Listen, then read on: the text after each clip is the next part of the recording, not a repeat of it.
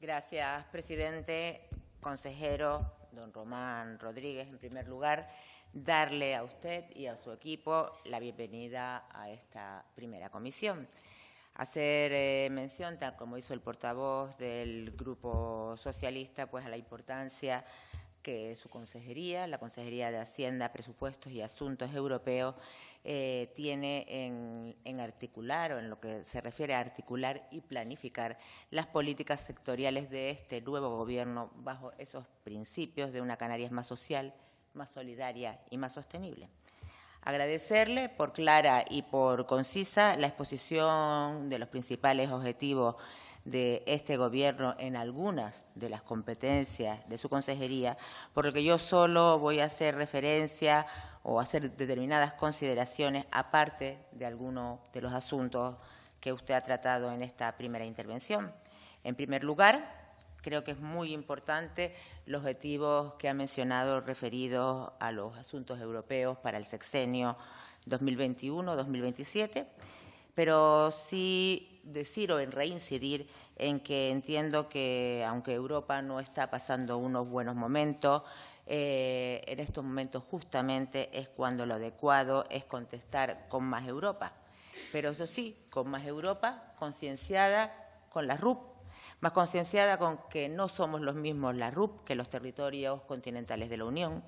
y es necesario, consejero, ya lo dijo, pero yo insisto, hacer valer el artículo 349 del Tratado de la Unión, y no solo eso, sino además el fortalecimiento o el empoderamiento que a este artículo le dio la sentencia Mayotte. En segundo lugar, y en referencia a la política fiscal de este recién estrenado Gobierno, pues no podemos olvidar, consejeros, señorías, que cuanto mejor gestione la Administración tributaria, mejor será el nivel de cumplimiento de los contribuyentes, y que la herramienta fundamental para el éxito de toda política fiscal y tributaria en Canarias es una buena y una agencia tributaria canaria fuerte. Y la realidad es que en los últimos 4 años, pues nos han hablado, nos vendieron la importancia estratégica de esta agencia tributaria canaria, pero yo diría que poco o nada hemos visto del impulso ese del que hablaban. Tanto es así que, por ejemplo, la agencia tributaria empezó con unos medios materiales cuando inició su andadura en el 2014 de 475 efectivos, y sin embargo, pues 5 años más tarde los que tiene son 437. Y otro ejemplo también del escaso apoyo a la Agencia Tributaria Canaria por parte del Ejecutivo saliente viene referido a la inadecuada gestión por parte de esta y de su brazo, que es Grecasa, de los derechos tributarios pendientes de cobro de ejercicios anteriores, a los que hemos hablado mucho en esta Cámara y se ha dicho mucho en diversos informes emitidos por la Audiencia de Cuentas de Canarias. Asimismo, también el consejero habló de la necesidad para la agencia tributaria de más medios tecnológicos, y yo ahí le apostillaría de más y de mejores medios tecnológicos. Y le digo esto porque me consta, por ejemplo, que la plataforma de acceso a la Agencia Tributaria Canaria para la introducción de las declaraciones tributarias en algunos casos pues funciona mal, y en otros casi prácticamente podría decir que no funciona, tal caso como el modelo 435 de la declaración de combustible profesional. Con lo que sí está claro es que la agencia, o sea, si queremos realmente una nueva política fiscal, una política fiscal en la que los contribuyentes paguen, en la que haya una efectiva persecución del fraude fiscal y para evitar que las deudas prescriban, es necesario ese apoyo decidido a la Agencia Tributaria Canaria y a su medio instrumental, que es Grecasa. En tercer lugar, y con respecto a la reforma del sistema de financiación autonómica, yo decirle que comparto con usted el que se produzca ese cambio de modelo de ese sistema de financiación autonómica que ha descrito, con las condiciones que ha descrito en su intervención. Pero yo también quiero decirle que ole si usted lo consigue, porque a mí se me antoja harto difícil defender ante el Gobierno de España y ante el resto de las comunidades autónomas un modelo más beneficioso para Canarias cuando lleva consigo la mochila de los sucesivos e irresponsables rebajas fiscales que durante varios años llevó a cabo el Gobierno anterior. Yo, sinceramente, tengo la sensación que con respecto al sistema de financiación mejor nos quedamos con el que tenemos, que en Canarias, de momento, seguro estamos más beneficiados. En cualquier caso, en cuarto lugar, y en referencia también quería al artículo 105.3 del Estatuto de Autonomía de Canarias, en el que se determina que corresponde a la Comunidad Autónoma de Canarias la competencia de desarrollo legislativo y de ejecución en materia de hacienda pública y tutela financiera de las islas, municipios y los entes locales que se puedan crear con respecto a su autonomía. Le pediría que nos comentara qué acciones piensa desarrollar y con qué marco temporal este nuevo Ejecutivo, el recién estrenado Ejecutivo, a través de su consejería para dar cumplimiento a este precepto legal. Por último, yo voy a ser, creo que más breve en mi intervención que el resto de mis predecesores, decir, consejero, que en cualquier caso toda la exposición que usted ha hecho, que como antes le dije, me parece buena, clara y concisa,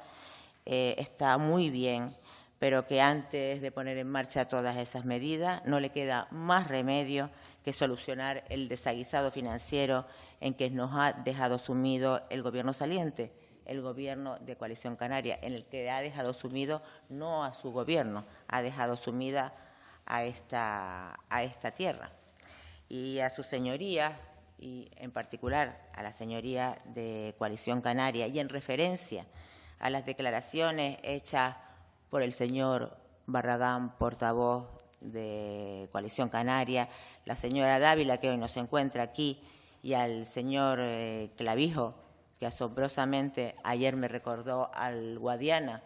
porque desaparece y aparece, decirle que no es cierto, que el informe no dice lo que Coalición Canaria dice que dice. Yo ya manifesté en mi intervención en el Pleno del Parlamento la semana pasada que Coalición Canaria vive construyendo relatos con el único propósito de montarse titulares de prensa, y cuando además la realidad les da en la cara, inventan un nuevo relato que les ayude en su huida hacia adelante para no asumir la responsabilidad del agujero financiero que han dejado, y no al señor Rodríguez y no a este Gobierno, sino a todos y a todas las Canarias. El informe de la IREF, con los datos del 30 de junio, no deja de ser una proyección sobre el cierre del ejercicio 19, que incorpora como ingresos de la comunidad autónoma los anticipos a cuenta de la financiación autonómica que realmente al día de hoy no se han materializado, no han sido transferidos, pero sin embargo no computa como gasto la reducción de la jornada del personal docente y sanitario, que tendrá efecto en el segundo semestre del 2019. Es normal que la IREF no los computen, pero eso ya ustedes, señores de Coalición Canaria, lo sabían. No en vano estaban en el Gobierno y no en vano la señora Dávila, que fue parte ayer de la rueda de prensa, era la consejera de Hacienda. Pero a mí me da la impresión que la verdad no les importa y que lo único que les preocupa es vender titulares de prensa. Fue el Gobierno de Coalición Canaria y no otro el responsable de haberse gastado lo que tenían y lo que no tenían en un momento preelectoral para ganar un puñado de votos, y eso, consejero don Román, es lo que ahora a este Gobierno y a usted en particular le toca arreglar. Y lo que sí que me parece lamentable es que en lugar de asumir su responsabilidad y ponerse manos a la obra para evitar que sean las Canarias y los canarios, es más, que sean los más vulnerables los que paguen las consecuencias de esa irresponsabilidad, de esos irresponsables actos, lo que se han instalado es en una confrontación permanente, ahora también con el nuevo Gobierno de Canarias. No han aceptado que lo hicieron mal, que lo hicieron rematadamente mal y que por eso han perdido los gobiernos, ayuntamientos y los cabildos de Canarias. En definitiva, han conseguido que se unan los representantes de todos y todas las Canarias de forma mayoritaria para gobernar Canarias de otra manera, una en la que nadie se queda atrás, nadie se quede fuera y nadie se queda a un lado, una en la que todos los canarios y todas las Canarias sean tenidas en cuenta. Y le insisto, el informe no dice lo que Coalición Canaria dice que dice y además también saben perfectamente que no es el único informe que existe, que no es cierto. Y lo que hay que preguntarse es por qué Coalición Canaria está tan obsesionada en la confrontación y no en solucionar los problemas de Canarias, porque es que sí que esto se contradice bastante con el argumento de que piensan hacer una oposición responsable. Pregunto si esta es la oposición responsable de la que hablan. Gracias.